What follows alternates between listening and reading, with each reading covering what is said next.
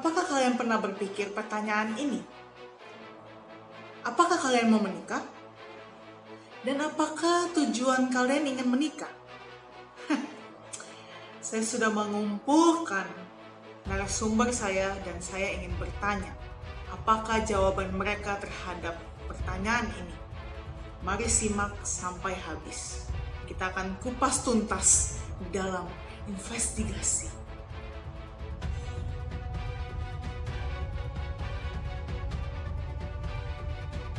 Apakah Anda ingin menikah? Ingin dong. Apa alasan Anda ingin menikah? Alasan saya mau punya anak, saya mau berkeluarga karena saya merasa di dunia ini nggak bisa hidup sendiri, harus berpasangan. Mas, Ya, mau nikah nggak? mau dong. Kenapa? Karena kita harus menjalankan amanat agung Tuhan, seperti yang ada tertulis di kitab Kejadian, beranak cuculah.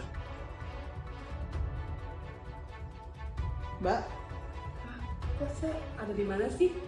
Saya kan lagi sakit, saya harusnya di rumah sakit. maaf Mas, nggak tahu. Ya udah, bentar, jawab pertanyaannya bentar aja.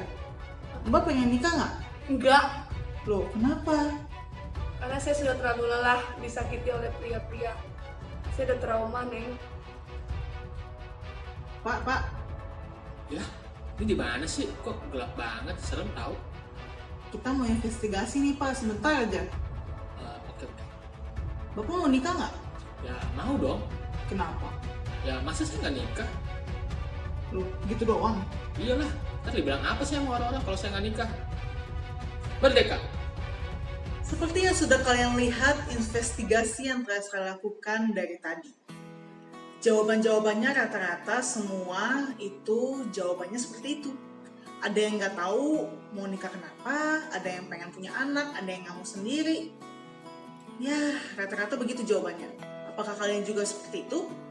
Nah, hari ini saya pengen bawa ini, khususnya prinsip-prinsip pernikahan buat anak-anak Tuhan. Kadang kan kita sebagai anak-anak Tuhan nih kayaknya nggak tahu ya tujuan pernikahan itu buat apa. Nah, saya pengen kasih tahu di sini. Yang pertama, kita harus sadar kalau pernikahan itu adalah inisiatifnya dari Allah. Bahkan itu adalah karya Allah. Jadi, setiap manusia harus sadar akan hal ini. Ini jelas tertulis di Kejadian 1 ayat 26 sampai 28 supaya setiap manusia itu nggak menganggapnya sebagai sebuah natur, tapi ingat ini adalah karyanya Allah. Prinsip keduanya guys, ingat nih ya, Allah menetapkan setiap manusia di dalam pasangan ini satu istri dan satu suami. Itu namanya monogami. Jangan dilebih-lebihin ya guys. Ingat, satu istri, satu suami. Terus prinsip selanjutnya juga Allah itu menetapkan di dalam pernikahan itu secara heteroseksual. Itu artinya apa? Itu artinya kita harus menikah dengan lawan jenis, bukan sesama jenis. Itu cewek dan cowok ya guys. Ingat tuh, Adam sama Hawa, bukan Adam sama Sam atau Hawa sama Nurlela, bukan. Ingat ya, Adam sama Hawa. Ingat itu ya guys. Kameranya? Oh, kameranya di situ.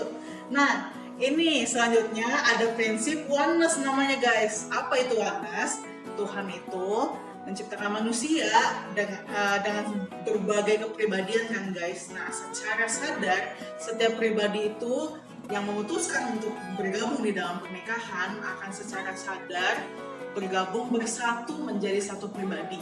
Bukan berarti manusia itu harus dipaksakan dengan pribadi yang berbeda-berbeda untuk bersatu ya guys. Tapi kan kalian udah punya komitmen nih, kalian udah kenal satu sama lain, berarti kalian udah tahu kalau pribadi kalian secara sadar nantinya yang berbeda itu akan disatukan di dalam satu tubuh Kristus. Jadi ingat ya, prinsip oneness ini juga penting loh. Dan yang terakhir nih guys, kita di dalam sebuah pernikahan itu ingat tujuannya itu untuk memuliakan Allah. Kenapa? Karena kan kita diciptakan oleh Allah. Nah, kita juga hidup harus untuk Allah. Bisa bayangin gak sih guys, di dalam satu keluarga itu ada suami kita atau istri kita dan anak-anak kita.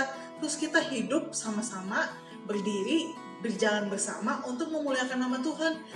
Itu pasti indah banget guys. Nah, makanya nih ya, buat anak-anak Tuhan nanti kalau ditanya tujuan mau menikah apa, jangan bingung lagi ya.